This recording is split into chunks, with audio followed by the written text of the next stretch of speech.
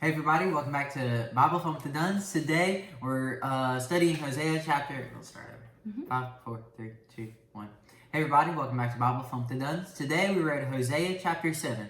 And so basically throughout this whole chapter, we keep getting references to fire and like cakes and the cake getting burned and weird metaphors that did Hosea write this? Yes.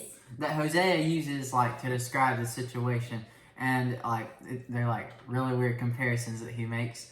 But anyway, so like through all of those comparisons and weird burning metaphors, we get this sense that Israel is like destroying everything, and they're in carnage, and like everything is terrible because they're choosing to live in sin. Destroying themselves. Mm-hmm. I mean, they're choosing to live in sin over living with God.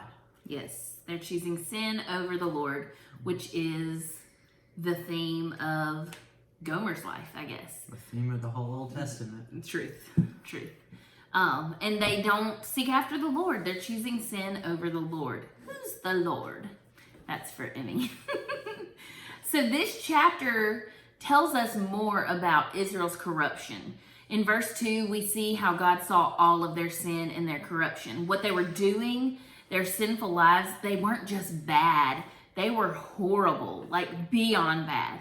And the all-seeing, all-knowing God saw every bit of it. They were doing it right in front of his face, and they knew that. Verse 3 tells us that even the people in charge were deep in sin right along beside them. But it's worse when leaders are sinful like this. When this happens with rulers, their sin is especially devastating and harmful because of the influence that they have on all the people around them. Everyone's looking to them. And so they're leading in this lifestyle of sin. This whole book tells us so much about God's character. Like he's the loving, the perfect husband as we are the bride of Christ. But in this chapter in particular, it gives us a deeper look into God's heart for us and his people. And it's kind of heartbreaking to me, honestly. Starting in verse 1, it says, well, we hear God's hope and God's plan. And God says, when I restore the fortunes of my people, when I heal Israel, God is just waiting to bless them. He wants to bless us, and he's just waiting for the opportunity for us to turn to him and turn away from our sin.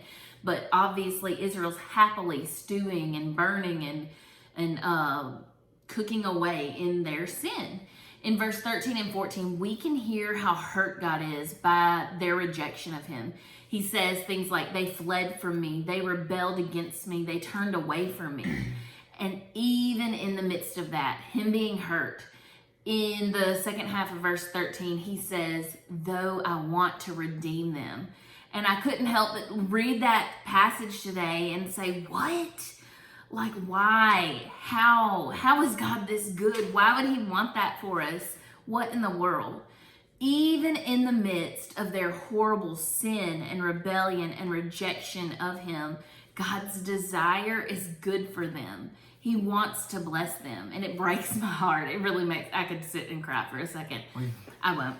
He said, oh no. But God already has this plan of forgiveness and redemption for them, even while they're in the thick of their sin and rebellion, even before they even ask for forgiveness.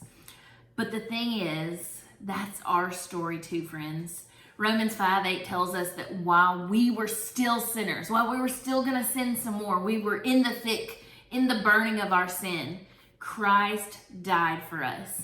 His heart, God's heart for them, the Israelites in this book, is his heart for us. Why would we ever want to break the heart of our loving God, this loving God who keeps pursuing, who keeps chasing after them, even though they've hurt him, even though they reject him and continue to turn away from him?